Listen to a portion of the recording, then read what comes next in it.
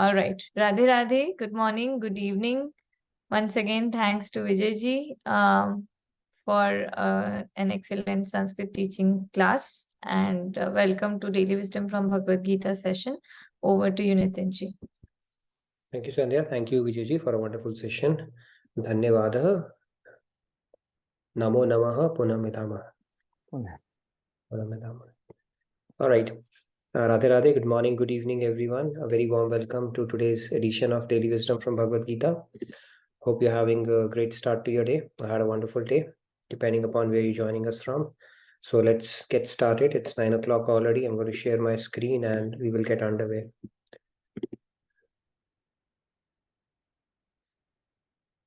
Share my screen. In the meanwhile, it is Vijayadashmi for people in India. So happy Dashera, happy Vijayadashmi. Happy Dashera, happy Vijayadashmi to all of you.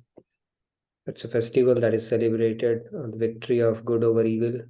I think one is that goddess Durga killed Mahishasura on this day, the buffalo demon, and the other one is with Lord Ram had killed Ravan. So happy Dashera to everybody. So let's get started. Radhe Radhe, morning, good evening. We'll get started with our opening prayers.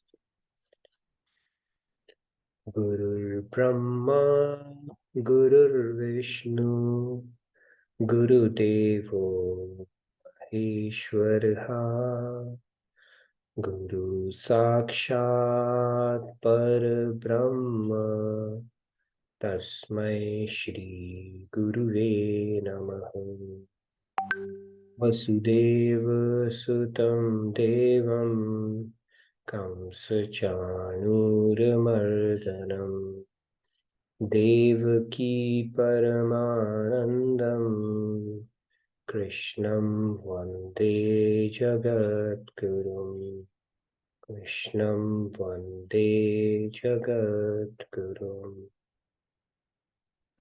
So Radhe Radhe, good morning, good evening once again to all of you. So let's get started. Yesterday we left it at a very interesting conjecture where we were talking about Rog versus Bhog, and there were so many questions, practical questions coming out of it. We'll carry forward that discussion, and I'll be taking some of the questions that you had put it in the feedback tracker. People were asking, can we love without attachment? Then they were saying that if we go for excellence in our job, is it Bhog or is it Yog? A very relevant question. So we'll talk about all those questions and much more in today's session. So it's going to be a very fascinating, engaging discussion because this topic is very practical. Like all the topics in Bhagavad Gita, it's a manual for life. And unsurprisingly, it answers all the questions and it helps us see things in perspective as well. So let's move on. I'll go to recite this verse and then we can take a few hands who can recite afterwards. Yagya Shishtamrita Bhujo Yanti Brahma Sanatanam Nayam Lokostya Yagyasya Kutonya Kuru Sattama. All right, let's take a few hands. Yeah. Radhe Radhe Shyamji, please go ahead. Yeah, Radhe Radhe. Yagya Shishtamrit Bhujo Yanti Brahma Sanatanam Nayam Lokastasya Yagyasya Kuto Anya Kuru Satam. Radhe Radhe. You, Radhe Radhe. Prabhat Bhaiya, Radhe Radhe, please go ahead. Radhe Radhe. Yagyashishta Amrita Bhujo Yanti Brahma Sanatanam Nayam Loko Satya Yagya Kuto Naya Kuru Satam. Guru Satam, yeah, thank you, Prabhat. Okay, let's take a few more hands. I am giving preference to those who have kept the video on. Rahulji, Radhe Radhe. Rahul. Radhe Radhe.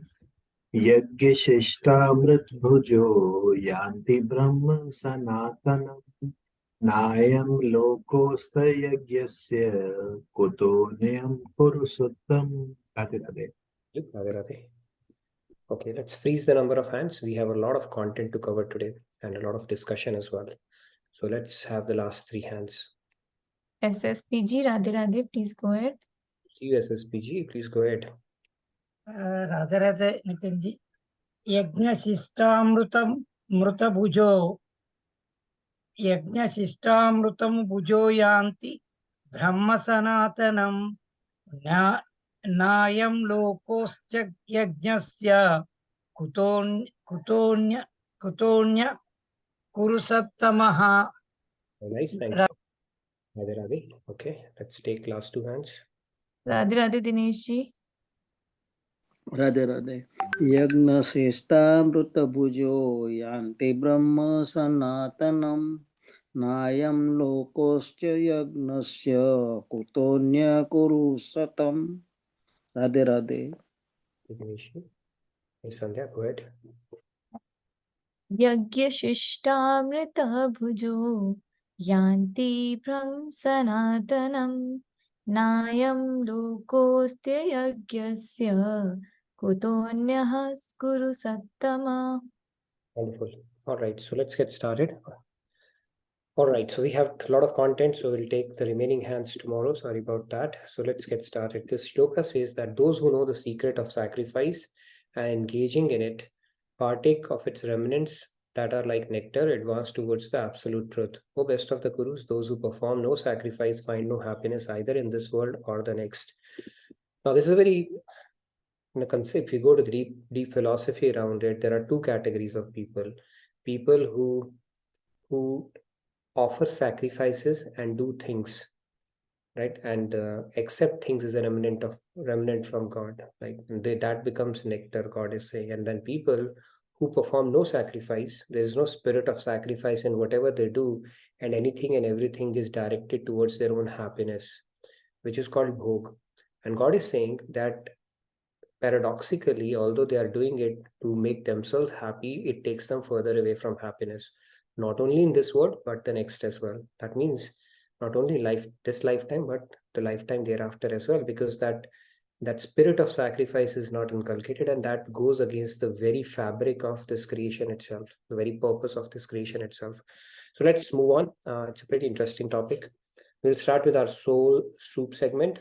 Let's see what do we have on the soul soup segment. We've been talking about the success, happiness, and fulfillment series. What do we need to do to achieve success in life, have happiness and fulfillment, not just thrill, but fulfillment itself? As part of that series, today we are going to talk about, we have been talking about positivity, and today we'll talk about what are the barriers that need to be overcome to stay positive. Now, we all like to be positive, stay positive, don't worry, all that stuff goes around. But then what is the technology? What are the things? What are the tools that we need is what we have been talking about. So today we will talk about some of the things which are impediments or barriers for us to stay positive in life. So let's talk about that a little bit. First one is our ego or pride. How does that come into picture? How does it prevent us from being happy? So let's understand this. So one of the problems that people have who are full of themselves and ego is that we think that this whole universe is created to fulfill this illusion that this universe is created or made to fulfill our puny desires. Everybody is supposed to serve me and make me happy. Okay, that is where that problem comes in. Now, let me give you an example for that. Okay, it's through an analogy. I'll try to explain this concept. There was a geologist. He started an expedition along the Ganges River. So he was traveling on foot, exploring the river bank and verifying his course with a map. So he was carrying a map and going around. Now, what happened at one place, he found that according to his map, the river should be turning left. So map is saying, like it's GPS he's carrying in his hand, he said the river should turn left. But what he's saying is the river is actually flowing right. Now he's annoyed. How come Ganges does not follow my map? Now, is it a reason for him to get upset? He's upset because Ganges is not following his map. And he said it's pointless to explore it. He dumped his map and returned home.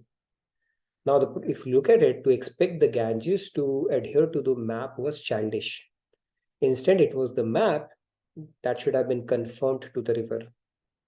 So in his obstinacy, the geologist was expecting the world to conform to his puny conception. And that is exactly what we do because of our ego. We think the world has to conform to our desires. And it's not that we have to align around it. The world is supposed to be conforming to our desires. And this ego, the another acronym for ego is EGO, edging God out. We lose that consciousness as well. And the second one, important part of it is, let's first understand we are the part of God. Like if we are going to, if hand thinks of serving itself, it will not get what it needs to get. But when hand serves the stomach, being part of the body, it automatically gets the nourishment all by itself what it needs. And that is how the relationship, the constitutional relationship that we have with God as well, being part of him, when we serve him, we automatically get what we need. But when we confirm, or when we think that, you know, this whole creation is meant to serve me, I am the center of the universe, then is the problem starts happening. Yeah, so we need to check our thought process around that as well. And the second thing is lack of gratitude. So I'll tell you, there was a guy, you know, he started feeling an itch in his eyes on one of the days, right? His eyes started itching. And he goes to the doctor who diagnosed it, and he told, there is a cancerous growth in your eyes. And you'll have to undergo surgery for removing of your eyeballs, because it's a cancerous growth, you have to remove it. And this is the only way to prevent the tumor from spreading to the rest of your body. Now, his spirit was shattered. He went there, that I have to get that cancerous growth, you know, my eyeballs will be taken away and I will be blind when I come out of it. And then the surgery started. The doctor discovered it was a rare fungus in his retina. He actually cleaned it up, sewed it up with the incision. And in a couple of hours, this guy comes out, and he was pleasantly surprised that he was still able to see. But what happens in this whole process is that his attitude was changed. He thought, I'm so grateful. I have these eyes, you know, I can enjoy rainbow colors and so many things. Previously, something that I took for granted. So now that sense of gratitude that he previously did not have automatically come. And the same thing happens in our life. We start pointing on that one black spot in that entire white frame that we have in our life, and start thinking miserable, becoming miserable, contemplated repeatedly on it. So it's a lack of gratitude which results in our misery. We forget the big picture. You know, how many things do we have in our life? We have our eyes, we have our hand, body, faculties. We can start life from scratch even if everything is lost. But we forget all that and start focusing on that one thing that we don't have. And God, why did you do that to me? And kind of a deal. So it's a lack of gratitude that also results in unhappiness. There's a saying, beautiful saying in English, that I was complaining about my shoes until I saw a guy with no feet. So there are so many things that we have in our lives, but we start taking it for granted and have that sense of ingratitude, and then start focusing on things that we don't have. The way the world is designed, it's a mix of good and bad for everybody. Now, whether we want to say it half full or half empty is always our choice. So this is another thing. And when we have humility, we appreciate that our, you know, egotistical desires is not something that has to be fulfilled by this universe. That will put things in perspective. And when we have an attitude of servitude and we have gratitude, automatically that sense of happiness and fulfillment, it will take us closer to that. So with that said, let's move on to our topic of discussion. Let me start by showing you a video. I think one of the questions that came up yesterday, let's tackle a few questions. First, I'll take a couple of questions, then we'll get into that video. One of the questions that was asked yesterday was, if I'm going for proficiency in at office, or let's say in my company, in the work that I enjoy, is it a bhog or is it a yoga? Anybody, what do you think? What kind of question is? Without attachment, can we focus on our duties, making good life? Okay. So what do you think if you go for that kind of a thing? It is actually, if you think about it, let's try to understand it a little more. It's a little nuanced answer for that. Yeah, Prabhat, you wanted to say something? If it is without attachment, it's a yoga. Right. So yoga, basically, whenever the concept of yoga comes, that means you have brought God into the mix. Without God, it cannot be yoga, truly yoga. Now, if you are doing, let's say you are very good at your profession, you like coding, or you like to lead teams, or you like to make things happen, you're good at research, you are good at your profession. If you're doing that, you're actually in the sattvic mode. It is a great thing. It's better than being in a tamasic or a rajasic mode. Rajasic mode, you're doing it for yourself. Now you just want to make a difference in somebody's life and you excel in your profession. At best, it can be sattvic, which will give you good results. Good deeds give you good results, which is celestial abodes, right? If you lead your life predominantly. But unless you bring God into the mix, that I am doing it because of your grace and I want to become the best version of myself so that I can serve you, then yoga is still not there, or I'm doing it for your pleasure. So only when you bring God into the mix, then it truly becomes yoga. Otherwise, it's a bhog of the highest not the highest category, but of a good nature, good quality bhog. It's sattvic, better than rajasic or tamasic. And it is difficult to overcome this kind of a bhog because you don't have an incentive. The sattvic pleasure is the most difficult to let go of. So people who are actually philanthropists or people who excel in their field, they are the most difficult ones to get on the path of God, especially if they don't have some kind of an orientation, because they're already satisfied. They think we are doing good already. We are being honest, we are being good, we are excelling in our field, we don't wish harm to anybody, we are always helpful. So that becomes sattvic, and that is also binding. Why it is binding? Because that will take you to A-class prison, which is the celestial abodes, heavens. And when you exhaust your meritorious deed, you are again back into the cycle. So that is where it takes you. Somebody asked this question. Another question that is asked is, without attachment, can we focus on our duties? Or basically, can you love anyone without attachment? So let's tackle that question. In fact, let me show you a video around it. I'll have to stop share and again share the screen. That way you can see the video. Give me a sec. I'm going to share my sound. In fact, this question came up in one of the retreats, so I just picked it up for today's session. I thought, okay, let's talk about it. Are you able to see the screen? Yes or no? Yes. Are you able to hear? Yes. To have it in a 1.5 speed so that we can come. When you talk about love as a mere attachment, that is no big deal. That is what is happening around the spectrum, around the world. However, the second aspect of it is responsibility. To be free is no big deal. To take on a responsibility is a big deal.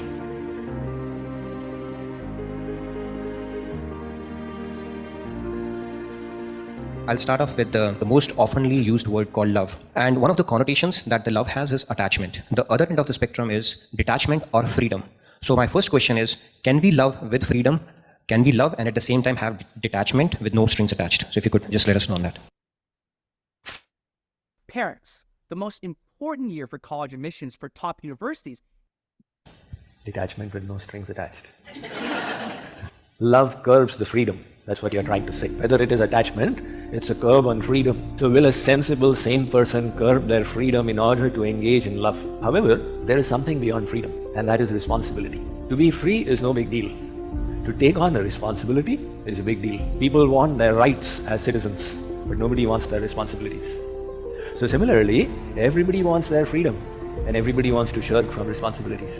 But it is in taking on proper responsibilities that we please God and we fulfill the purpose of our life. Now when you talk about love as a mere attachment, that is no big deal. That is what is happening around the spectrum, around the world. Even the animals have that kind of love. That kind of love grows naturally in the parents towards their children, that of attachment. However, the second aspect of it is responsibility. The Bhagavatam says, Pita na sasyat, janani na sasyat, no mojayedya samupeti mrityum. That person you love and who is under your care, you need to have the ability to be able to liberate that person from Maya. Otherwise, don't take on that responsibility. In other words, it's not just mere love, it's discharging of a responsibility. So if somebody says, why should I take on any responsibilities? That is mukti, the desire to be free. No bondage, I want mukti. Beyond mukti is bhakti. Bhakti means that God has given me so many faculties and facilities, and I will utilize them to discharge responsibilities in His service. When there is bodily love, it is mere attachment. Now, if you wish to love from a higher level, you need to learn to first detach and attach your mind to God. And when the mind is attached to God, you will be able to truly love the other as a part of God with a sense of responsibility and with an ability to truly give. That will be real love. Thank you, Swamiji. We keep on getting amazed how you make some of these intricate concepts so simple with analogies, and they are just so simple to understand. And some of the examples that you derive with, they are just phenomenal. So thank you so much. I am only doing my duty. Okay. See, yeah. Okay. All right. Are you able to? Yes, we can now hear you in real, not that of YouTube. Yeah. Let me get back to the screen then, the Zoom. All right. So I'm going to share that. Yeah. If you saw a familiar face, it's like a VLCC before and after, right? I don't know. I think I had a couple of besan laddus, a couple too many at that point. So yeah, but the question was, Handy had posed that question. Swami gave a very beautiful response to that, right? And if you look at it, this without attachment, you are able to discharge your duties and be that exercise that love to other even better. People think that only when we have an attachment can we love somebody. That is not true. Okay, if you think deeply about it, this concept will make sense. In fact, there's a beautiful thing I came across. Attachment, if you think about it, it's not so much about the other person. Okay, so just think about this particular thing. It is not so much about when you are attached to someone, it's not about the other person. It is your own sense of inadequacy that is stuck up with something. You are trying to fill that gap. But when you truly attach your mind to God, you have developed that relationship, then that relationship, you'll understand we are all part of it, right? And that sense of responsibility, that emotion that will come would actually suffice for being that true love that we are talking about. So it's our own inadequacy, which we call attachment.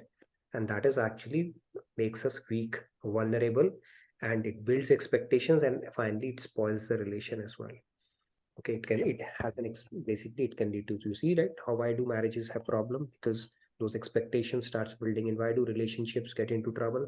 Expectations start building, and we don't have an ability to love people for their sake, or for that matter, truly love them, right? The true definition of love, if I go purely by scriptural definition, is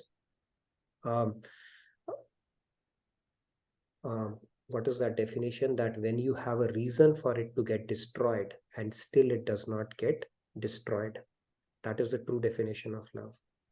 Can we do that? When we get a reason to pick up a fight, when our self-interest is not served, there is an impediment to that, immediately the relationship will crumble.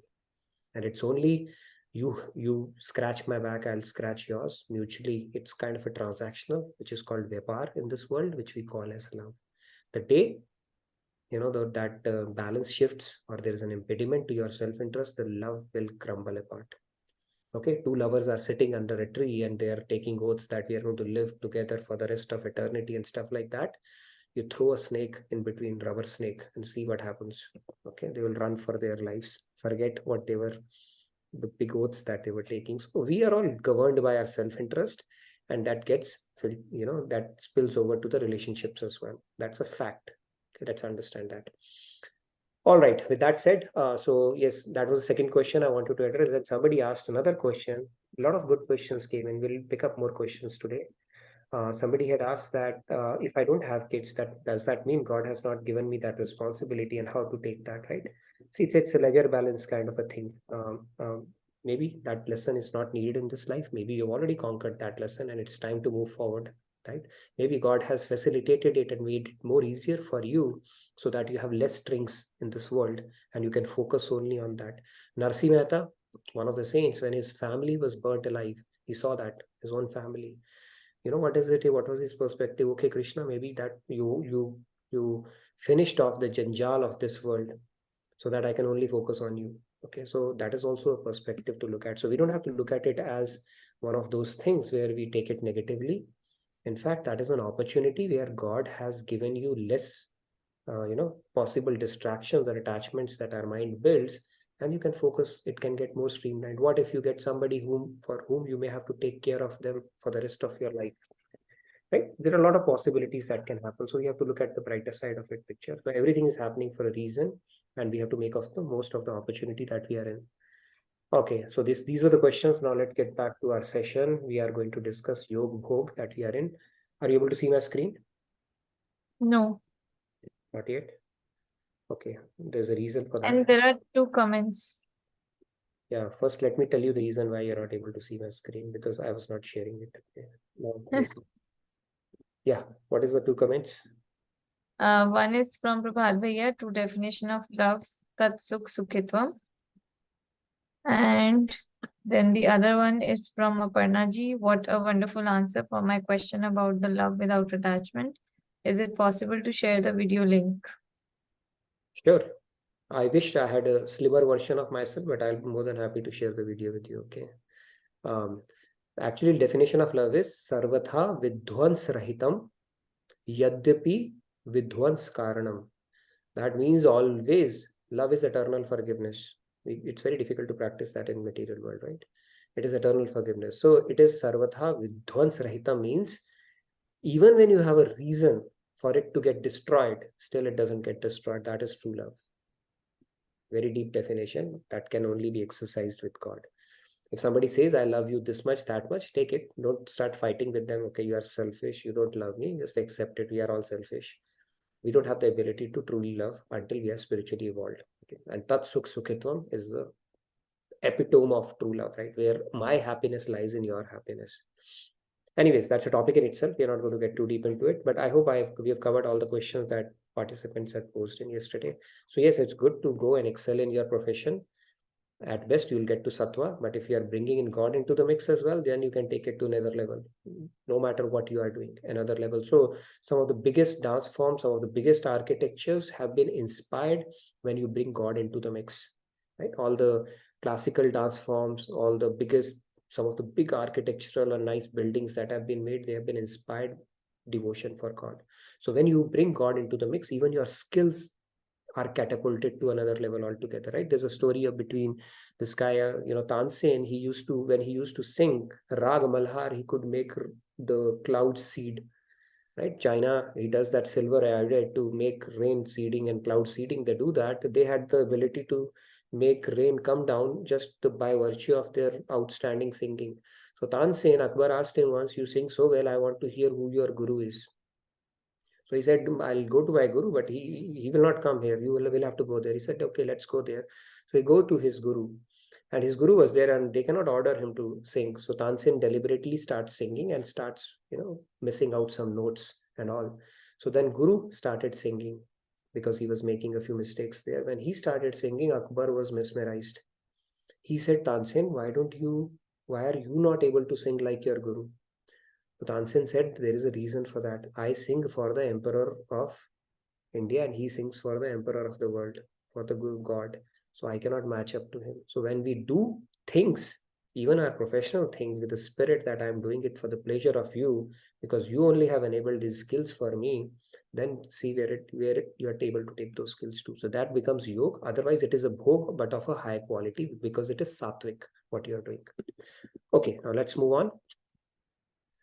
So austerities we were talking about. I'm going to do a quick recap because this is a pretty complicated topic. Senses wants to be indulged, stimulated, and gratified. We know that our senses are complete nonsense unless we have understood how they operate. So they want to be indulged, stimulated, gratified. That is how they will lead you to. Okay. And then we spoke about, and you give them an inch and they will take a yard and they will take you for a ride. That is what it does throughout our life. We spoke about the breathing, Purak is breathing in, Rechak is breathing out. And then we spoke about Kumbhak, which is holding the breath. When you take out your breath and hold it, it is called Bahya Kumbhak. When you take in your breath and hold it, it is called Antar Kumbhak.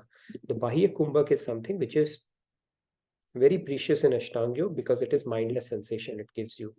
Okay, anyway, I'm just doing a quick recap because we are talking about austerities. Now, Pran is the life air, that energy that energizes the organs. It's a subtle energy. It is not soul, by the way. Apan is responsible for the elimination functions in our body. Vyan is responsible for the circulatory functions of the body. Saman is responsible for the digestive functions. And during fasting, it neutralizes itself, and this is the austerity some undertake. And Udan is responsible for energizing the metabolism in the cells. All these are there, and here we said that some people, they perform austerities using their breathing techniques, especially in Ashtanga Yoga. And some people do fasting because they are neutralizing the Saman part of it. And all these austerities, when they are done with the spirit of, taking it for God, then it has a purifying effect. So people perform different kind of austerities for the purpose of purification. Desire for gratification of the senses and mind leads to the heart becoming impure. When we do things for our own gratification, we take on the colors of Maya, which are Sattva, Tamas, and Rajas.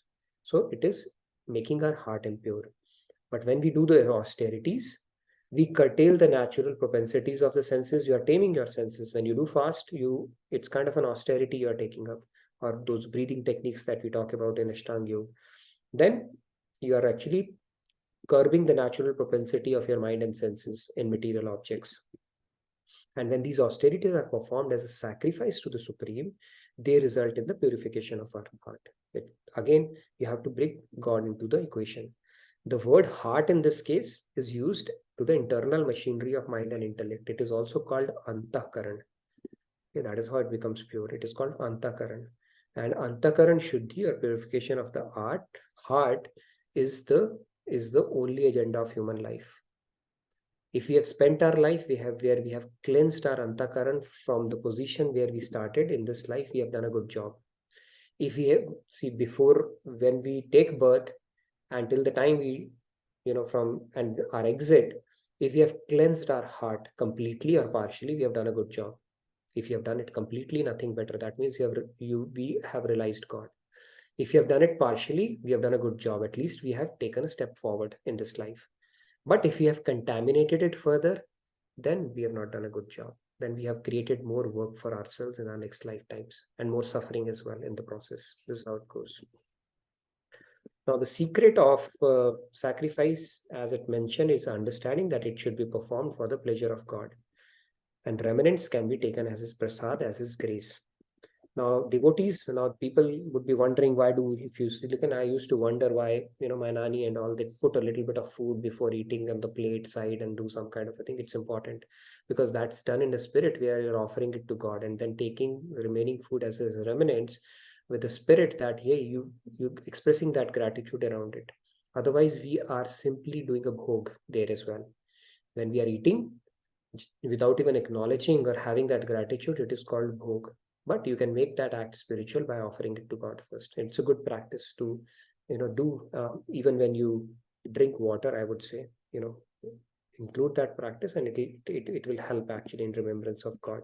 In fact, then at that moment, it becomes out, the food becomes your prasad, and when you take it as a prasad, it has a purification effect in you as well. In fact, there was, this ISKCON phenomena, the way it proliferated in the world. These people in Latin America, what they would do is they will do the aarti in the morning and then put some energy bars in front of Lord Krishna, take it as a prasad, stand up in the near the traffic signals and give it to everybody who would come there, and a small Bhagavad Gita as well. So these people would wonder, what, they are coming and giving us energy bars, maybe they want some money and stuff. They said, no, let's keep it. It's a prasadam. And just by eating that prasad, people's consciousness would transform, and a lot of people started showing up in ISKCON, and some went on to become great devotees. So if you continue to eat prasad, that itself can purify your consciousness. That is the power in prasad. And for lot of people, including myself, I can tell you, my spiritual journey started because of the allurement of prasad only. You start going to temple, just because you can enjoy that halwa puri or whatever is being given on that day, and when you keep on doing that, something starts changing in you. One thing will lead to another, and that is why this concept of langar pratha or prasad pratha in India is very famous.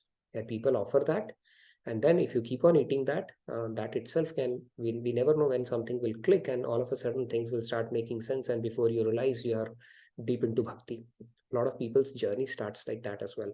Jyoti, you had a question? Jyoti ji, or is it Jyoti only? Jyoti, I guess. Radhe Radhe. Radhe Radhe. My question is a little, I don't know, stupid, Nitinji, but I thought I'll ask you. So, just before having, so while you start having food or just before having food, if you just remember once or twice in your mind about God, or remember his name, or Radha or Krishna or any God, will that be sufficient, or we should do proper slope recitation related to it? No. So again, you're getting into Vaidhi Bhakti and all, right? The feelings, God, what does God eat? Does God need food? He eats bhav. God is called a bhavagrahi. All he cares for is the emotion or the sentiment that you bring it. Okay. In fact, if you look at Mahabharata, when Lord Krishna went to Vidurani's house, he started eating banana peels. Did she do any mantra and Om Shastranam and all that? No, she was offering it with love. What did Shabari do? She offered him something which she had tasted herself. Did he feel bad about it? No. So you have to understand in bhakti, when you are in devotion, the bhav or the sentiment that you bring, that is what God eats, not the actual food. This whole creation is his, right? What is he going to eat? So if you're doing rituals and stuff like that, and your mind is somewhere else, doesn't matter. So keep it simple. Don't get hung up into the spiritual and those aspects of it, the ritualistic aspects of it. If you're bringing in the right sentiment, that is all is needed. Okay. I was telling you, right? There was a little girl, she did not know any big prayers. So she said, God, all I know is A, B, C, D, E, F, G up to Z. Now you arrange the letter and form the prayer that you like. And God said, okay, that's acceptable to me. So it's a sentiment that matters, not the prayer and you're doing it, all that stuff. I mean, that doesn't add much value. Okay. I hope that answers you. All right. Little girl story is the cutest and sweetest. Whenever you say it, it just Look at that little girl, right? She won't be able to recite big prayers and stuff like that. All she knows is alphabets. God said, I accept it. That's fine. I care for the emotions and the sentiments that you bring in, not what you're actually reciting. So that doesn't matter. okay. Lakshmi ji, yeah, Radhe Radhe. Lakshmi ji. Yeah, Radha Radha, everyone. My question is, like, we offered the food in the plate aside for God, but finally it will be thrown in the dustbin. Is it right, or can we eat at the end, or what is the thing? Why? I mean, you don't have to throw it in the dustbin. You can mix it with the food and eat it, right? Why would you throw it in the dustbin? But if you're doing it, I mean, Usually it the idea happens is, like that. see, what is the Leaders which sentiment? Sorry, finish your Yeah. thought. Yeah, continue. So what I'm saying is the way the concept of prasad is, see, there are two emotions you can bring in. It's one is that, okay, before I have it, God, I offer it to you, right? Because it's a kind of a gratitude. You have enabled rain cycle for us, because of which we are getting that. And then you make a mental image that he has accepted it. Or the food, and it's there. He now can take his food, mix it with that, and it becomes prasad. Second is, okay, he has taken part of your food. Okay, he's accepted it and he's replenished it, because you don't see missing food, right? In the real world, if you give food to somebody, it will be missing. But in this case, you bring the sentiment, he's eaten it and he's replenished it as well. And then you start eating. In both the cases, it has become prasad. That's all it is. You don't have to throw it in the dustbin or anything. Why would you do that? So Prior we saw that elders used to give the prasad to the birds or something, but in this present life we don't find such birds or animals where we can offer that food to them. But I've seen many elders doing that.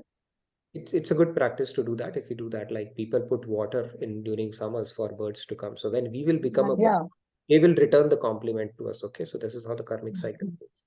But it's a good practice actually to do that and help, the bhoot rin that we have, right? Bhoot, not the ghost, but other jeeves.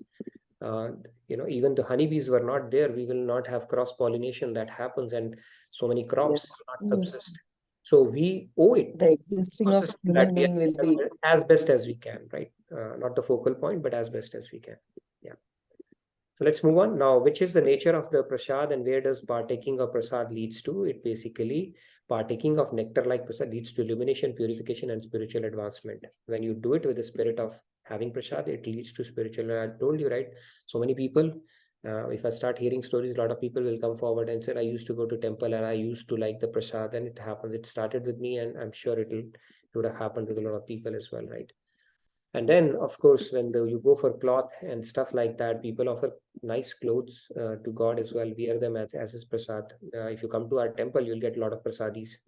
Okay, they will say, okay, this is a prasadi, this is a prasadi. So this is a concept that you've offered it to God, and now you can accept it as a prasad. And people install deities in their house as well, and people, they take care of their deities like Laddu Gopal as if it's one of another living member in their family. These are all the sentiments you are building. And God notes down those sentiments. Like we spoke about the spiritual principle, even though the thing is material, but when you bring divine sentiments to it, the result that you get is divine. So it's a bhav that you are getting in, because God is omnipresent. He's present in every atom. And so is he present in this deity, cloth, and pretty much everything. When you bring that sentiment that, you know what, this is blessed by God, and the God's presence is here, and now I need to take care of him. It's cold. A lot of people, they put blanket to God as well during cold. Those are the sentiments that you're building, and that gives you that kind of a result. Okay, that is where this whole worship, the concept of deity worship and all falls in. We'll not get too deep today on this one. We have spoken about it. Maybe we can revisit this topic again as well.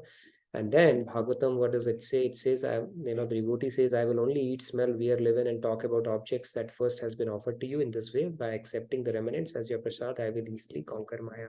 So this is a good concept to have. You bring in your triggers around anything and everything that you do and relate it to God. That will only also take us closer to the principle of Bhagavad Gita, where Lord Krishna tells Arjun, Sarveshu Kaleshu Mam Anusmaran Yuddhasya. Sarveshu Kaleshu means that every moment, think about me, Nirantarta, continuity. We have to practice bringing that knowledge to our head periodically, but then when we start associating anything and everything around us to God, then that consciousness is automatically built. Right? There are three principles in devotion: Nan, Nirantarta, Ananyata, and Nishkamta. So this will take us closer to the principle of Nirantarta when we start associating everything to God. And that practice, like anything else, it takes practice in life. Okay, now, what if we don't perform sacrifice? If you don't perform sacrifice, then default is already going, some slap of Maya, right, that we are experiencing anyways. They remain entangled in the fruitive actions of work and continue to experience the torments of Maya.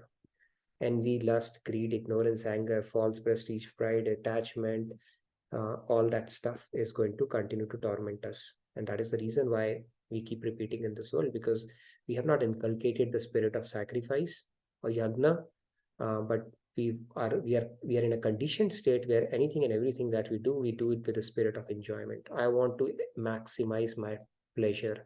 I want to look at life as a cone of ice cream. I want to enjoy it before it melts. While it says that we have to look at life as a candle where we have light to others, and in the process we automatically get what we have been seeking for. Okay, so this is what happens if you don't approach things with the spirit of sacrifice. Once upon a time, now our life is a bit like this, right? This experiment. So there's a rat. We've spoken about it. So in a trap, it was trapped. And then in the trap, there were two electrodes that were put in, on one electrode and another electrode. On one electrode, it was getting a carrot. On the other electrode, it was getting a shock, electric shock. And rat is smart enough after a while to figure out where I'm getting carrot, where I'm getting a shock, electric shock. And when it figured it out, the electrodes were switched. Now, the shock electrode is giving him carrot, and the other one is giving it shock. And it took the rat a bit of a while to figure it out. The direction has reversed. And then when it figured it out again, it was reversed. And then when it figured out again, it was reversed, until it came to a state that, if you look at it, the trap was removed. But the rat is still hung up in this. Where is the carrot? Where is the shock? Where is the shock? Where is the carrot? And that is how our life is. We are only thinking about where am I going to enjoy, get the bhog that I'm looking for, where am I going to avoid, where it's going to be miserable for me. So the trap is gone, right? And yet we are so conditioned that our entire life is about how can I maximize my pleasures or my acquisitions, and how can I avoid things which are not pleasurable to me. God is saying we need to go beyond that. Start building a spirit of sacrifice. Okay, forget about your puny desires, and then you will get all that you've been seeking for. Okay, so this is how it goes. So with that said, which one of these two leads to Rog? It's a beautiful picture. Came across a few days back. Right? We have to, Bhog leads to Rog, and Yog also leads to Rog. What Rog? Realization of God. Few transitions that we need to make is, enjoying it for yourself, and then you are praying before eating. You are thinking of yourself as a master and the boss, but here you think you know who the boss is. You think of yourself as an eternal servant. And here you are having all kind of junk in your head related to world and bitterness, envy, and all that stuff. Here you have God. So these simple transitions would take us close to the concept of yoga, and that will give us the right rogue, which is a realization of God, and not the rogue, which is ailment, basically, that we are suffering from. With that, I'll take a quick pause and see if anybody has any questions. I know I spoke a lot today. So by the way, if you are subscribed to some other philosophy in Sanatan Dharam is a pretty, what you call that, pretty diverse in that sense. So Bhakti Yoga is there, then Gyan Yoga is there, and some people will go to Kriya Yoga, and some say we started with Buddhism and all that stuff. All that is very enriching. Let's keep it in mind that, you know, all the traditions within that branches also, when the spiritual masters came, the message that they gave was a function of Desh, Kal, Patra, and the place. That means the message that was appropriate to those times, to the audience to whom it was imparted, and what was relevant for those times. Okay, so that keeps on fine-tuning, right? For example, if Krishna were to tell Arjun, never tell a lie, you don't have to be dishonest, you know, you should be, morally this. Arjun will say, are you kidding me? You know, what kind of message you are? So this is already assumed that the quality of the orator, in this case Krishna, and the one who is listening it at a different level. They're not talking about the rudimentary or the basic things in life. It is already assumed they are past that. And when you look at Bhagavatam, Parikshit and Shukadev, that dialogue is saying, okay, even forget about moksha, dharma, karma, arth, moksha, kaitav, rahit, these four things, and let's talk about it. So it really depends what master is propagating. When Buddha came, he was preaching it to people who were misutilizing the Vedic traditions for Bali Pratha or sacrificial rites. So he was addressing those people. When Shankaracharya came, he had to reestablish Vedas. So he took where Buddha had left and brought in the formless aspect. So all concepts are right. It's important to understand where it is coming from and then try to go for the big picture part of it, right? Rather than getting stuck into something, and that might be very confusing. Yes, Prabhat, you wanted to add something? Yeah, I just want to ask related to hobby. Like, if we always learn that one should make their hobby as their profession, right? So, like, if Sachin Tendulkar is playing cricket, then because he used to enjoy that thing, like he used to enjoy cricket, that's why he's playing cricket. So, similarly, if we ask him to sing rather than playing cricket, then this will be different because he is not enjoying that particular thing, right? So even though he's having sense of God in singing, but his singing will be not to that level, the level he's playing cricket. So this is something I want to understand from you. So what is the question basically on that? So question is like, right now I'm not sure whether he's playing cricket and thinking about God in that sense, but but you are getting my point, I think. Yeah, understood. So whatever you are good at, you're saying how can we dovetail it towards God, right? Right. Or if we are not dovetailing it to God, but we are good in something, and if we have our suppose our guru asks us to do some task, we are not good in that particular task. Okay. And we are good in some other task. So this is also one of the things. I think this is some, like, if we are not good in a particular thing and we used to enjoy some other portion and we got some other thing to do. So there are two different questions, okay, as I understand. So let me tackle those. One is whatever you are good at, right? Right. When you are doing it, are you doing it for the pleasure of God, right? I mean, how do we bring in that consciousness? How do we dovetail it? See, we are not doing for the pleasure of God. That particular thing in which we are good, we are not doing for the pleasure of God. No, not necessarily. It really depends on that. Lata Mangeshkar, when she was asked, when in one of her interviews, she said that every time I would walk on the stage to sing, first of all, she'll take her sandals off. She would consider it as a temple. Secondly, she will do it with the spirit that God has given me this gift. Okay, so I need to do the best to the best of my abilities, because I cannot take this gift for granted. What if he takes away that voice from me? Why, how could she have that spirit? Similarly, a soldier who's fighting on the border, he could have that spirit. I'm doing it for the, sake of my country, because it's my first and foremost duty that will please God in whichever duty I have been entrusted to. He can also bring in that spirit rather than having a spirit of vengeance, anger, and all that stuff. So it really depends on how much spiritual understanding you have developed and how you can dovetail it.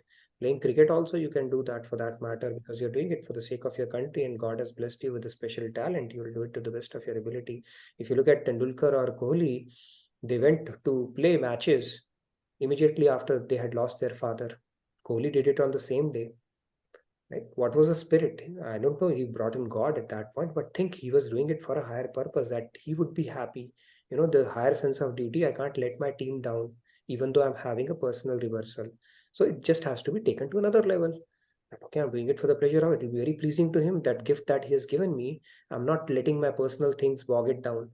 So everything can be dovetailed. It just needs a spiritual spark around it and proper understanding. And secondly, when it comes to Guru, if your Guru is God realized, he will give you tasks that are required for your upliftment, not something which is pleasurable to you necessarily. Okay, so but that is always the case. Now, if something is pleasurable to you, then you are doing your own seva or Guru seva. That is a question to be asked. End of the day, if you're doing your Guru seva, then we have to adhere to the instructions that they give. They will give you tasks that you are good at, but there is a possibility they may give you something which you may not be good at. Then what are you going to say? No, I will not obey you because it doesn't feel good to me. That's not a spirit of surrender at that point, right? So anything can happen. That's how I look at it. So yeah, I hope I answered your question. Yes. Thank you. Radhe Radhe. Radhe Radhe. Thank you. Good questions, Prabhat. Yeah, Sandhya? This is regarding doing actions which kind of are expressing our sentiments towards God. For example, we were discussing offering food or clothing and decorating, or like Laddu Gopal, taking care of them. At the same time, we also have this at the back of our mind that God is everywhere.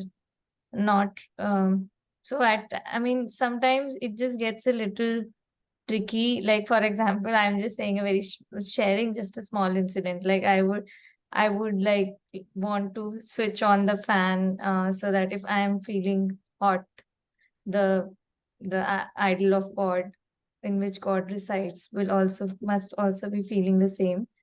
But then when I'm leaving home, God is also coming along with me. So then I get confused. Maybe I should just turn off the fan, or maybe I should leave it on.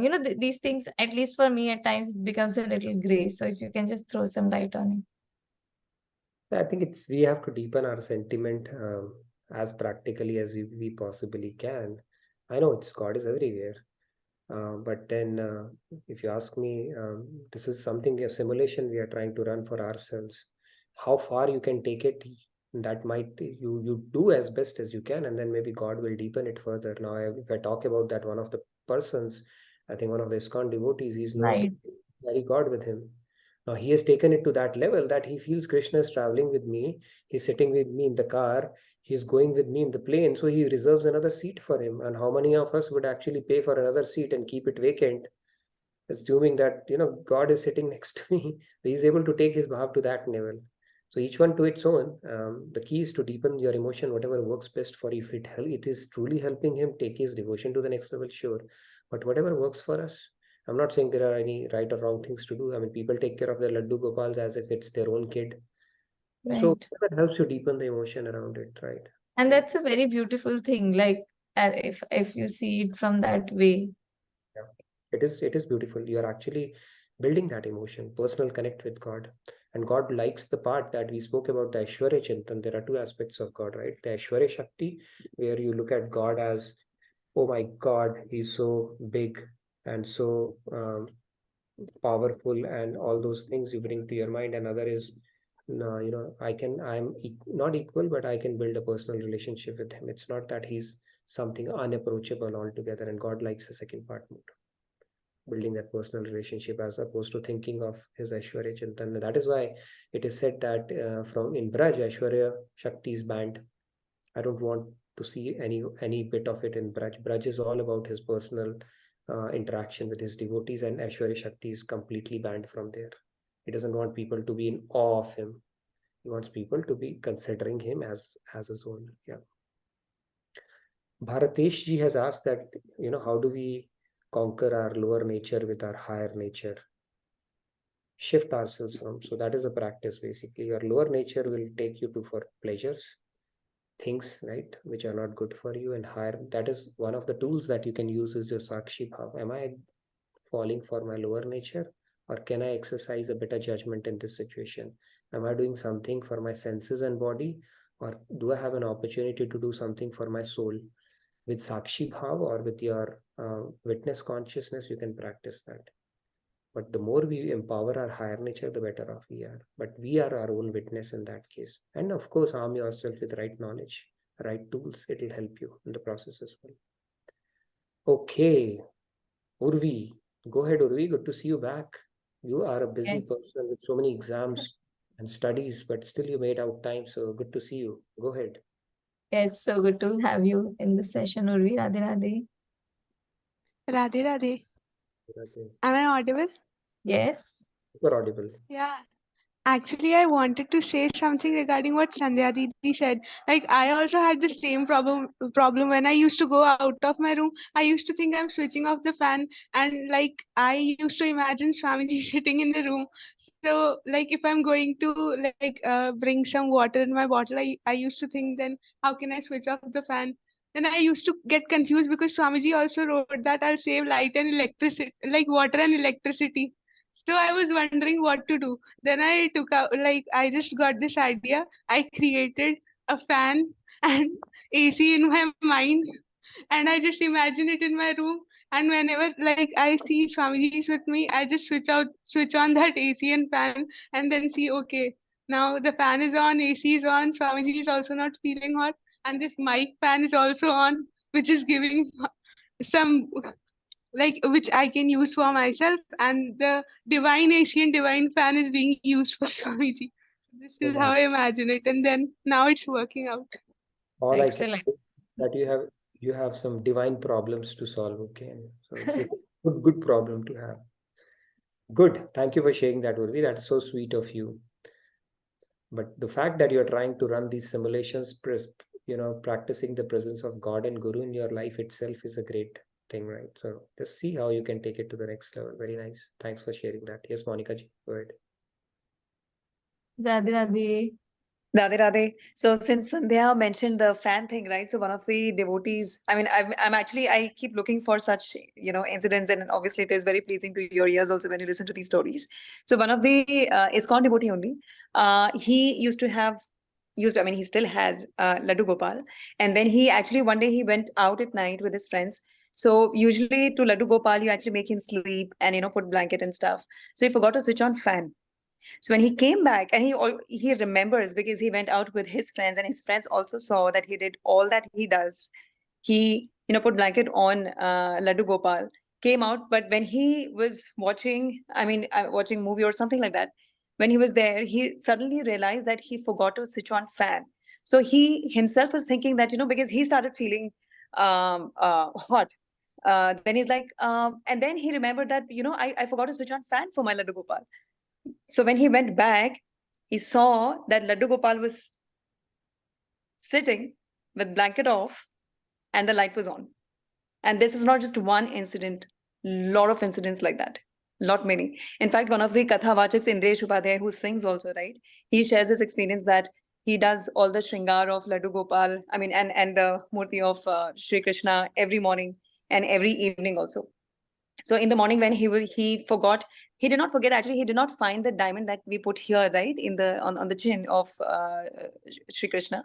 He continued searching for it. He did not find it. And then he said, Aaj to Maharaj ji aise hi raho. Meaning, be like that only because I'm not finding it and I'm going out now. But when he comes back in the evening to put him to sleep, he sees that diamond was there. So he confirmed with the other Pujari ji that, where did you find this? He's like, no, I did not find it. It was there already. He said, no, I did not put it. I know, I remember it. Then he's like, no, it was there already.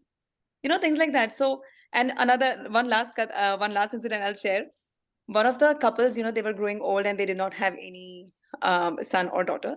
So they were asking the Kathavachak who was, reciting Bhagavatam in front of them and to the whole crowd that should we adopt a kid?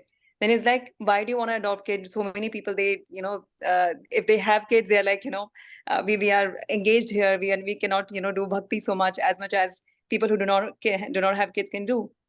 So why don't you have your Laddu Gopal only there? So they got Laddu Gopal, and then when the man of the family he passed away. At that time, people were talking that wish he had a son, or maybe he would have adopted a son, so that somebody could have given him like arg, whatever the ashes in the end, aap pani mein bahate ho, that. So one very good and very sweet looking boy, he just follows the crowd, and then everybody, see, because in villages you know each other, right? You know whose son is who. So they mentions that we don't know this child. So where did you come from? Then he's like, no, I stay very close, and my parents, I think they just went ahead. I was just following them. So do you want me to do something or whatever? He just insisted so much that the villagers, they said that, okay, he did not have a son. So can you help him out?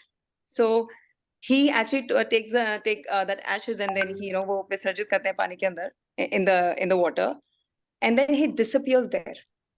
But the close relatives of that man, they somehow were able to connect the dot that he had Laddu Gopal at his house. They ran to his house and saw Laddu Gopal's murti all drenched in water.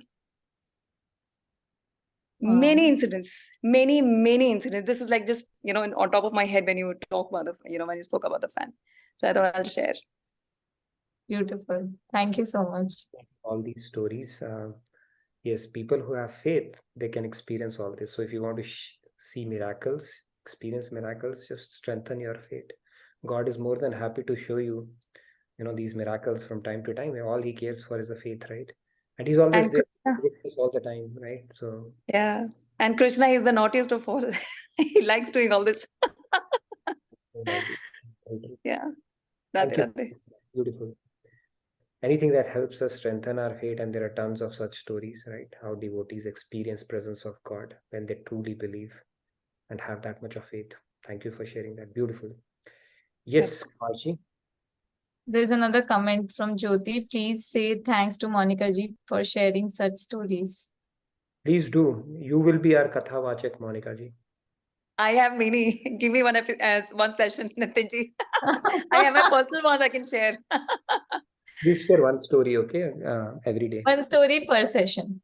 I can definitely. I keep Continuous looking for engagement and inspiration. You don't want to kill the golden goose, okay? One story a day. Small bit. Sure. Thank you. Dhanyavad. Kumarji, go ahead, please. Radhe Radhe Kumarji. Jai Shri Ram, everyone. So the question on how far can you take this, right? Some people say, be in remembrance of him every time, all the time.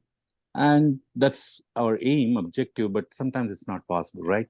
So I'm not even thinking of God sitting next to me. He's within me, right?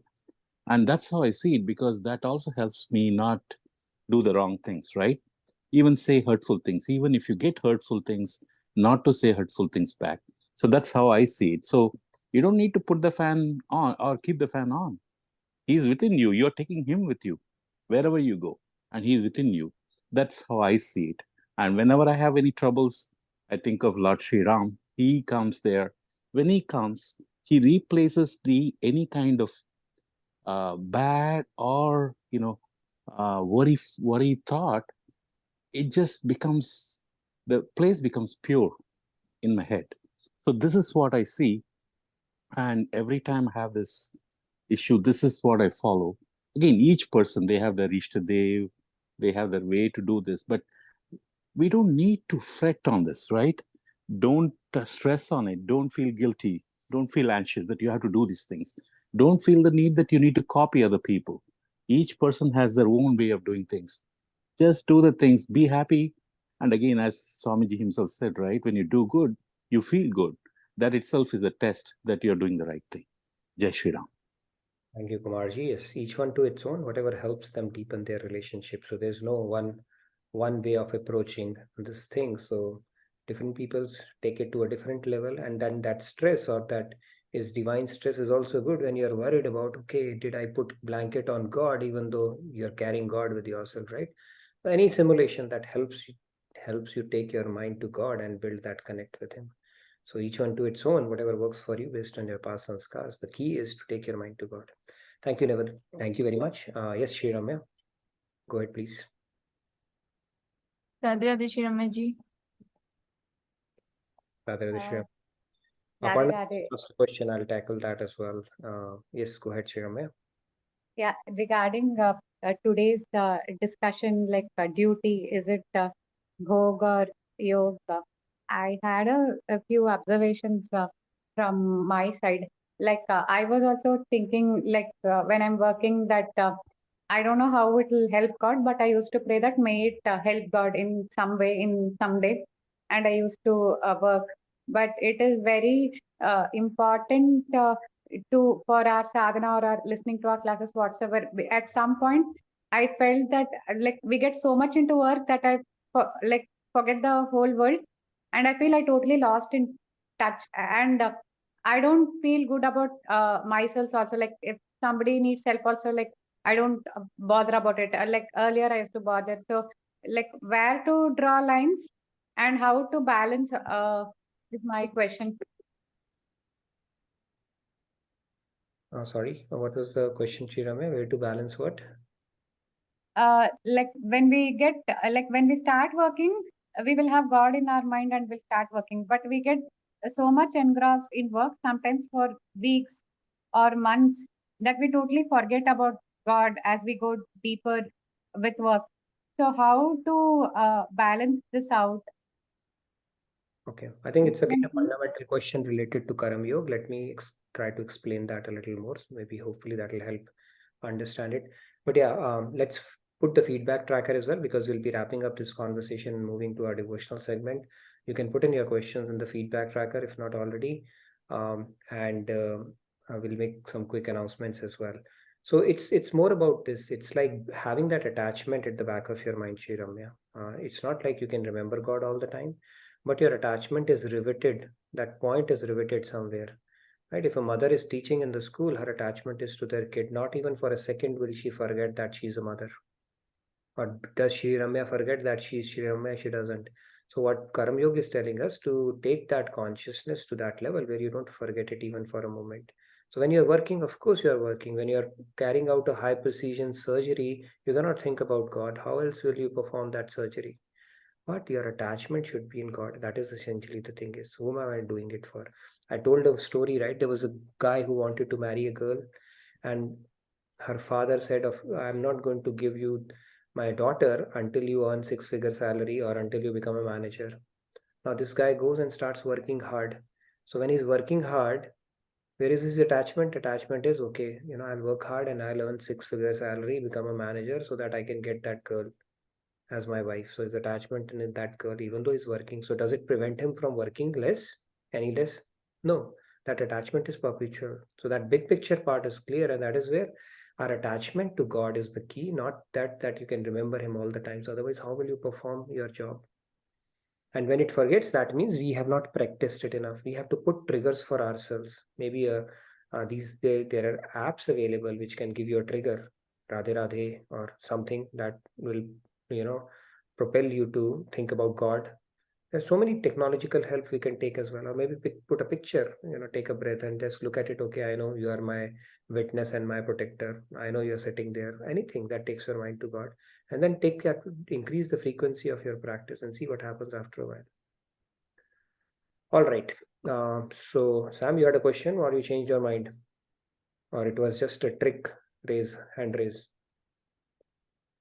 Good, Shirame, I saw your thumbs up. Okay, yes, go ahead, Sam. Radhe Radhe Samji. Radhe Radhe. For the question of Shri Ramya ji, I remember one of the devotees asking the Swamiji the same thing, that the devotee wants to serve, has the desire to serve God and Guru, but somehow the God has slipped away from mind, because the kind of service that the devotee does involves a lot of mental, like mind power. But Swamiji said, I know exactly where you are. You don't have to worry. As long as you are doing service, it will be taken care of. In a sense that they will be upgraded in future. The there will be that spiritual upgradation in future. Something along those lines Swamiji said. Okay. But there is no need to worry, even if God and Guru slip away from the mind while doing your service. Sincerely, genuinely doing service. Yes. That's a good point. Yeah. When you're doing seva, even if you're not able to remember for whom you are doing that seva, they'll take care of you. At the end of the day, if you're doing seva, which has nothing to do for your own sake, then the person for whom you are doing your seva, God or Guru, they also have to do something for you, right? So they'll take care of a lot of that stuff. So thank you for bringing that point. Okay, anything else that we had, or we're good to move to our devotional segment today? Shilpa ji, you please raise your hand and sing today. Shilpa ji, if you're there, if you're not there, there's no way for me to know about it. You can raise your hand. Yeah, sure. Sorry, go ahead, Sandhya. You wanted to say something? Few announcements. So first of all, thanks to all those who have actually taken the effort to make their reels for the Diwali Mela. So thank you all. Michelle's reel as well. So good Yeah, job. Michelle ji, Komal ji, Komal ji. Laddu, Monica ji, Myra, lots of people. Shashank had made. I might be missing out others. Pallavi ji, Jyoti. Lots of people have actually put that effort, and I just wanted to say that all those who have made the reel, they will get 500 points each for their Seva scoreboard. So fill that out, and just want to remind again that we have a generic Kahoot quiz coming this week. I have already shared the information. I mean the syllabus, which is basically the basic philosophy, the fundamentals of what we are learning. So I have we have the JKO web page on which the philosophy is there. I'll share the link. So start prepping up, and this time all the 4 Seva teams. So for every team, the member scores will be clubbed, and that will be added to their scoreboard. Wonderful. Very nice. I look forward to that quiz. And everybody, you have a chance. It's going to be very competitive, and everybody would feel they are in it. All you have to do is study. There's a very well-defined curriculum, and the questions are going to be very straightforward. If you know it, you know it. No tricky questions, no what do you call curveballs, maybe multi-selects and all. I think we'll just keep it very simple. Just pure knowledge test, and that's about it. Very conceptual, as well as you will be given ample amount of time to answer the questions. So there shouldn't be any complaints about time being less. Yeah, just have to get it right. Great. Yes, Urvi, you wanted to sing today? Devotional segment, amazing. So let's move to our devotional segment. Let's start with Urvi. Yes. Yeah, Radhe Radhe. stay back because we do a bit of chanting towards the end after the heavy dose of philosophy. Go ahead, Urvi. All yours. Yeah, Radhe Radhe. Radhe Radhe. I'll sing Ore More Man today. Okay, Ore More Man. Go ahead. Ore More Man Shri Radhika Raman Nishidin Gun Gaija Chin Chinija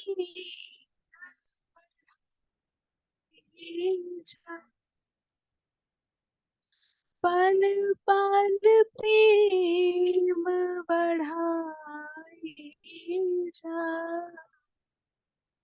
वह जीवन क्या जीवन जिसमें जीवन धन से प्यार न हो, है वह प्यार, प्यार क्या जिसमें प्रिय सुख में बलिहार न हो। श्यामा श्याम मेरा हित नैन बहाई जा, मन को गुण गाई जा। प्रिय प्राणन प्यारी सुकुमारी, भानु दुलारी जा मेरी, चाकर बनी नित करत चाकरी, सुंदर श्याम सुजान रे। प्रेम कृपालु सुधा चाखन हित, राधी राधी गाए जा, राधी के गुण गाए जा। Radhe Radhe. Very nice.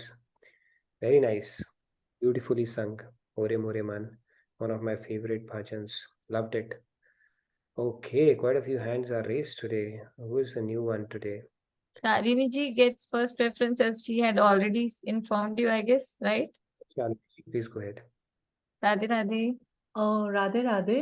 I think I did not inform, but thank you for giving me this opportunity. So I'm going to sing like few lines of Mahishasur Mardani Stotram. So I'll just maybe sing like 2 or 3 paragraphs. So it goes like this. ऐगिरि नन्दिनि नन्दित मेदनि विश्व विनोदिनि नन्दिनुते, गिरिवर विन्ध्य शिरोधिनि वासनि विष्णु विलासनि जिष्णुनुते, भगवति हेशिति कंठ कुटुम्बिनि भूरि कुटुम्बिनि भूरि कृते, जय जय हे महिषासुर मर्दनि रम्य कृपर्दनि शैलसुते, असुरवर वर्षिणि दुर्धर दर्शिनि मूर्खमर्षिणि हर्षरते, त्रिभुवन पोषिणि शंकर तोषनि किल्लिम्ब मोशनि घोररते,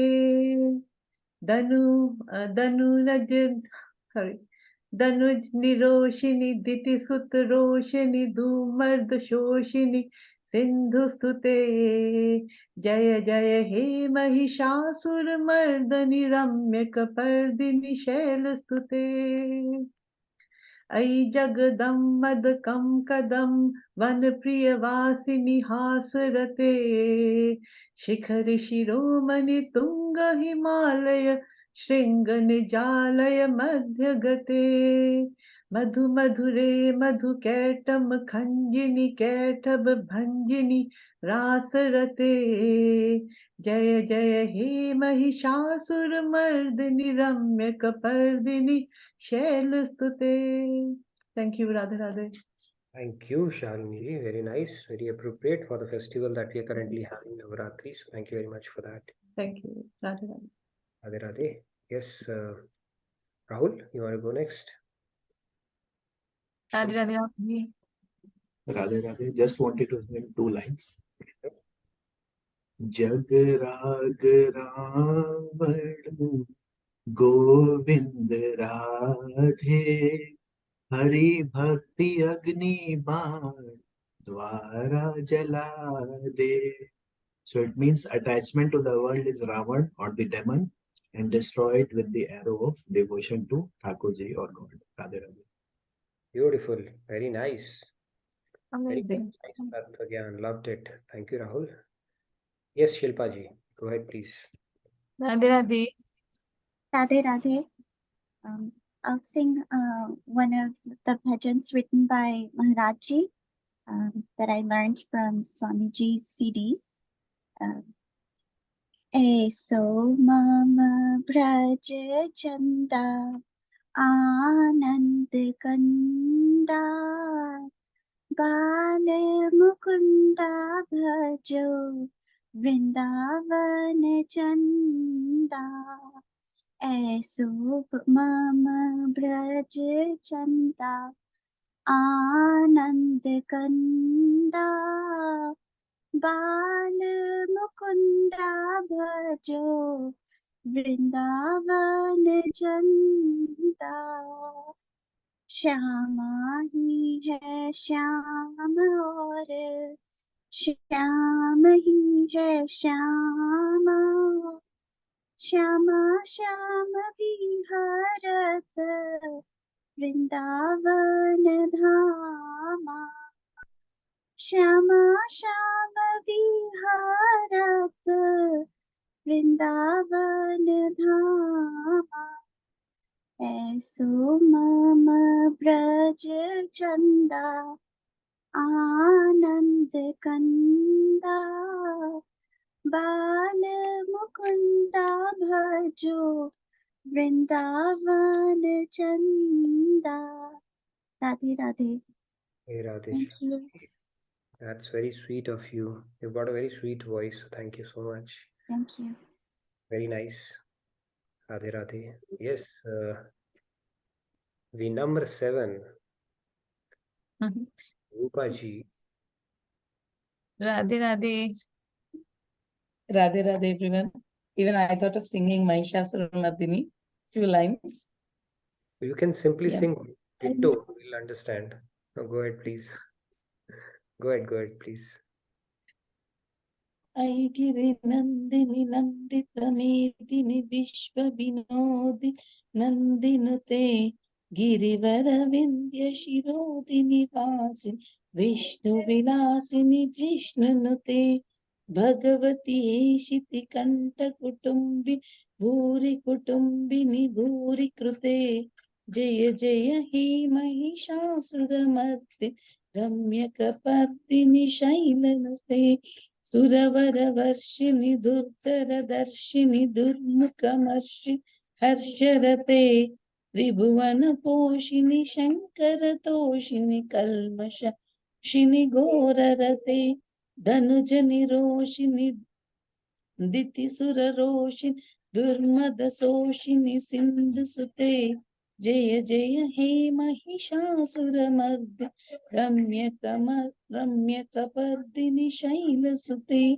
ऐ जगदम्ब कदम्ब वनप्रियवासिनि आसरते शिखरि शिरोमणि तुंग हिमालय शृङ्गनिजालय मध्यगते मधु मधुरे मधु कैटकभञ्जि निरासरते जय जय हे महिषासुरमर्दिनि रम्यकपर्दिनि शैलसुते ऐशतकण्ड विकण्डित तुण्ड वितुण्डित शुण्ड जगाधिपते रिपुजगण्ड विदारण चण्ड पराक्रम शुण्ड मृगाधिपते निज भुज दण्ड निपातित खण्ड विपातित मुण्ड भटाधिपते जय जय हे महिषासुरमर्दिनि रम्यकपर्दिनि शैलसुते जय जय हे Mahishasuramardini रम्यकपर्दिनि शैलसुते. Thank you. Radhe Radhe. Sister duo. Great. Beautiful performance. After a long time we met, we thought, okay, at least we'll sing few lines. I must say it was worth the wait. Okay, very beautifully sung, both of you. Thank you. Thank you. So one is Vinamra 617 or what? Both are Yeah, 6 and 7. 6 and 7. Good, awesome. Great. You want to sing as well? Go ahead. Okay, nice and sweet. गुरु चरण कमल बलिहार, गुरु पर तन मन धनवार, गुरु चरण धूरी सिर धार, गुरु महिमा परम्पार, गुरु चरण कमल बलिहार, गुरु पर तन मन धनवार, गुरु चरण धूरी सिर धार, गुरु महिमा परम्पार, सद्गुरु भजनंद कुमार, हरि भज सद्गुरु सरकार, दो कह दो प्राण हमार, गुरु महिमा परम्पार, गुरुपति तन सो कर प्यार, हरि निर्मल जन सोया, यह अंतर सुजन विचार, गुरु महिमा परम्पार, गुरु चरण कमल बलिहार, गुरु पर तन मन धनवार, गुरु चरण धूरी सिर धार, गुरु महिमा परम्पार। Done. Radhe Radhe. Radhe Radhe, very nice. Dedicated to Maharaj Ji, whose birthday is coming within a week from now. Sharat Purnima. Way to go. Very nice, beautiful bhajan. And the birthday celebrations have already started in that sense. So I see Laddu today. Seema, go ahead, and then Sandhya ji, the other Sandhya ji. Go ahead, Laddu. It's so good to see you after a while. I think you just woke up. Yes, Bhaiya. Today is a bhajan extravaganza. Go ahead. And Laddu, thanks for the reel. Lovely Diwali reel as well. Anytime. It's in your eyes. Go ahead. Radhe Radhe Bhaiya, Radhe Radhe Sandhya, Radhe Radhe everybody. मुझको नंदी बना ले अपना संगी, बना ले अपना बंदी, बना ले मेरे भोले। मुझको नंदी बना ले अपना संगी, बना ले अपना बंदी, बना ले मेरे भोले। इतनी अरज मोरी सुन लीजिए मेरा अंत समय जब आए, इतनी अरज मोरी सुन लीजिए मेरा अंत समय जब आए। रूह मेरी यमराज नहीं, भोलेनाथ ही लेने आए। मुझको अपना बना ले, चरणों में तू सजा दे, औषधिया सजा दे मेरे भोले। मुझको नंदी बना ले अपना संगी, बना ले अपना बंदी, बना ले मेरे भोले। Thank you, Bhaiya. Nice. Nandi, Bandi, and Sandhi, Sambandhi. Very nice, Laddu. Good. It's always a pleasure to hear you, and thank you for coming back after such a long time. I hope you have been listening to the sessions or coming, or you came Yes, after. Bhaiya. No, Bhaiya. I've been listening to the sessions. Good. We look at your attendance every day. Thank you very much. Good. Good to see you. Yes, Sandhya ji, please go ahead. Let's quickly wrap up. Maybe last few hands and then. Radhe Radhe Sandhya ji. Radhe Radhe. I just want to continue with Rupa, same Mahisha Shiromadini, two more. Okay, sure. Yeah. अयि शरणागत वैरिवधूवर वीरवराभयदायकरे त्रिभुवनमस्तकशूलविरोधि शिरोधि कृतामलशूलकरे धुमिधुमितामर धुन्दुबिनाद महोमुखिरि कृततिग्मकरे जय जय हे महिषासुरमर्दिनि रम्यकपर्दिनि शैलसुते अयि अयि निजहुङ्कृत मात्र निराकृत धूम्र विलोचन धूम्रसते summer विशोषित शोणित बीज समुद्भव शोणित बीजलते शिव शिव शुम्भ निशुम्भ महाहवतर्पित भूत पिशाचरते जय जय हे महिषासुरमर्दि रम्यकपर्दिनि शैलसुते. Thank you. Radhe Radhe. Thank you very much.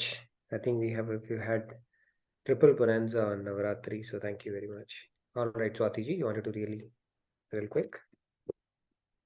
Radhe Radhe, Swati ji. Yeah, Radhe Radhe. I'll sing only small only, just on Durga Ma only. Radhe Radhe.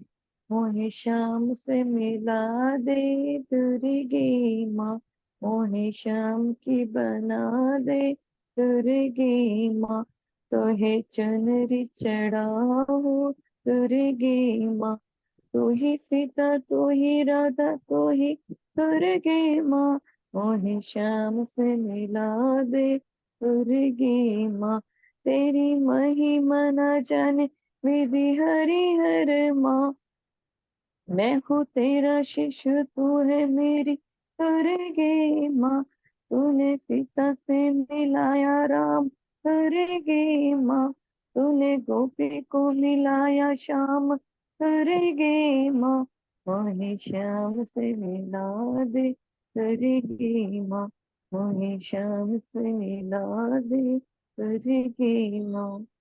Thank you, Radhe Radhe. Beautiful. Wow.